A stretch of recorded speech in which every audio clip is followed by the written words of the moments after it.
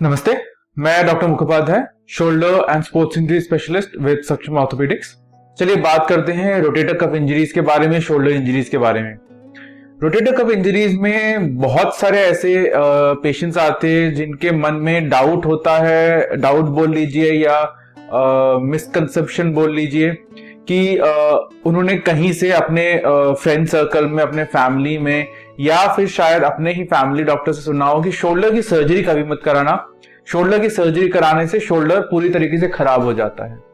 तो मैं आज इसी मिथ को थोड़ा सा कोशिश करता हूं क्लियर करने के लिए कि जो रोटेटर कफ इंजरी होती है, रोटेटर कफ इंजरी में बेसिकली जो हमारा शोल्डर है, शोल्डर के आसपास जो एक ग्रुप ऑफ मसल्स हैं जो शोल्डर को स्टेबिलिटी देता है, सेंटरिंग करता है और एफिशिएंट फंक्शनिंग में हेल्प करता है, इसकी इंजरी को कहते हैं।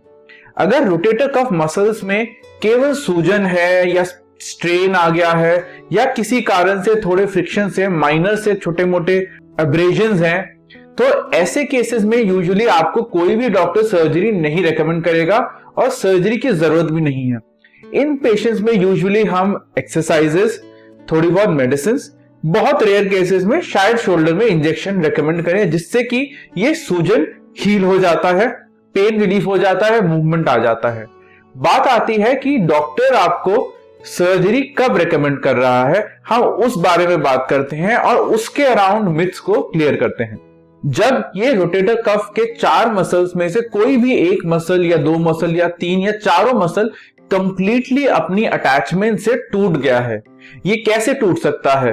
किसी इंजरी से, repeated over use elderly patients में मसल्स वीक हो जाती हैं, कोई जर्क लग गया, कहीं पे हाथ स्लिप हो गया, आप हाथ खिंच गया, ऐसे सिनेरियोज में डायबिटिक्स, अगर डायबिटीज है आपको, रूमेटॉइड आर्थराइटिस है, तो ऐसे पेशेंट्स में मसल्स की क्वालिटी भी वीक हो जाती है और माइनर इंजरी से टूट जाता है। अगर मसल कंप्लीटली अपनी अटैचमेंट से उखड़ गया है, टूट गया है, फर्स्ट ये अपना काम नहीं कर सकता, जो मसल अटैच्ड ही नहीं है वो फंक्शनिंग नहीं हो सकता। दूसरा, ये इलास्टिक टिश्यूज होते हैं जो एक बार टूट जाए तो वो रिट्रैक्ट हो जाते हैं, पीछे की तरफ खिंच जाते हैं। तो ये उम्मीद करना कि समय के साथ ये हील हो जाएगा वो भी कंप्लीटली सही नहीं है, क्योंकि जो मसल वापस खिंच गया है उसको खींच के बोन तक वापस लाने की जरूरत है ताकि वो प्रॉपरली हील करे। तीसरा, जिस पेशेंट का मसल कंप्लीटली टॉर्न है उसको शोल्डर में पेन रहेगा, वीकनेस रहेगी, रूटीन फंक्शंस में दिक्कत रहेगी, बाल कंघी करना हो जाए, ब्रश करना हो जाए, अपनी कमर को साफ करना हो जाए, बैक को स्क्रैच करना हो जाए, ये सब एक्टिविटीज रहती है, मूवमेंट जो रहती है, जो हैम्पर होती है। तो फिर ऐसे पेशेंट्स में मैं यही बोलूंगा कि आपका शोल्डर तो ऑलरेडी खराब है, इस सिनेरियो में आप ऑलरेडी काम नहीं कर पा रहे हैं। ऐसे सिनेरियो में अगर हम इसको नेग्लेक्ट करें तो टियर आगे भी बढ़ सकता है, पेन भी बढ़ सकता है और शोल्डर मूवमेंट कंप्लीटली लॉस्ट भी हो सकता है।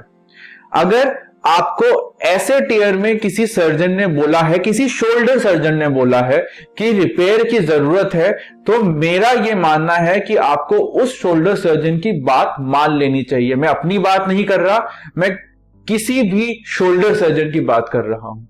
क्यों? क्योंकि इस मसल को रिपेयर करने से आपका शोल्डर जो आज है उससे 100% बेहतर होगा।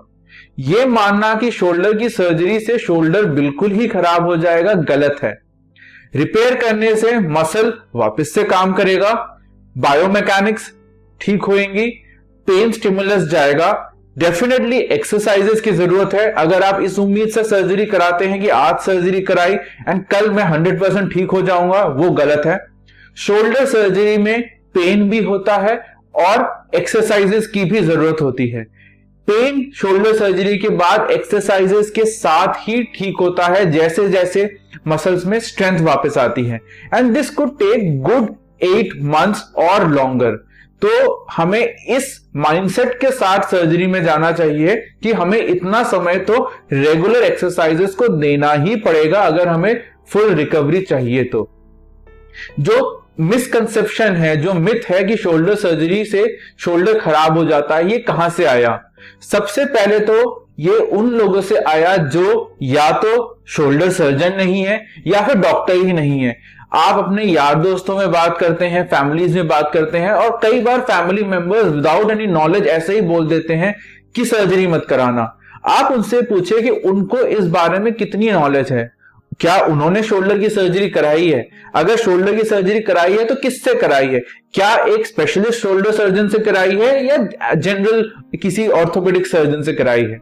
एक जनरल ऑर्थोपेडिक सर्जन से करा हुआ सर्जरी और रिकवरी रिहैबिलिटेशन और एक शोल्डर सर्जन से करी हुई सर्जरी या रिहैबिलिटेशन में बहुत फर्क होता है। हम अप्रोच अलग करते हैं, हमारा डिसाइड करना कि किस पेशेंट को कब ऑपरेट करना है, क्या ये पेशेंट ऑपरेट करना है भी कि नहीं, क्या ये पेशेंट बिना सर्जरी के भी ठीक हो जाएगा, उसमें बहुत अंतर होता है। मैं अपनी प्रैक्टिस में अगर मेरे पास 100 मरीज आते हैं जिनके शोल्डर में पेन होता है, मूवमेंट में डिफिकल्टी होती है, उन 100 में से केवल 10 ऐसे पेशेंट निकलते हैं इवैल्यूएशन के बाद जिनको एक्चुअली शोल्डर में रोटेटर कफ का टियर निकलता है, और ऐसा टियर निकलता है जिसमें सर्जरी के साथ रिपेयर की जरूरत होती है। उन 10 मरीजों में से भी हम चूज करते हैं किसको अभी सर्जरी करनी है, किसको थोड़ा रिहैबिलिटेशन एक्सरसाइज देना है और बाद में सर्जरी करनी है। यह सब जानने के लिए शोल्डर में स्पेशलिस्ट होना बहुत जरूरी है, रेगुलर शोल्डर पे काम करना बहुत जरूरी है।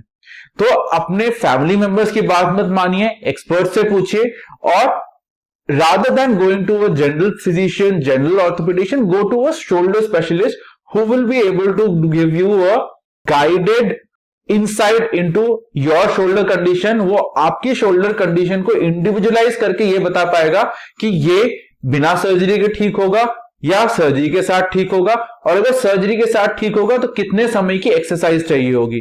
बहुत से मरीज जो कहते हैं शोल्डर सर्जरी के बाद ठीक नहीं हुआ, उनमें से 99.9% लोग एक्सरसाइज भी नहीं कराते।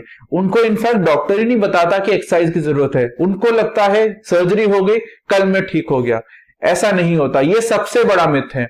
आप कोई भी सर्जरी कराते हैं, दूरबीन से या open surgery, exercise at least shoulder joint की रिकवरी में बहुत जरूरी है। आप मेरी बात मानिए, मैं गारंटी के साथ कहता हूं, अगर आप सही इंडिकेशन के साथ सर्जरी कराएंगे, सही एक्सपर्टीज के साथ सर्जरी कराएंगे, pre counselling and post surgery exercises अच्छे से करेंगे, तो कोई भी डाउट नहीं है कि आपका शोल्डर प्री इंजरी स्टेटस से डेफिनेटली इंप्रूव कर जाएगा।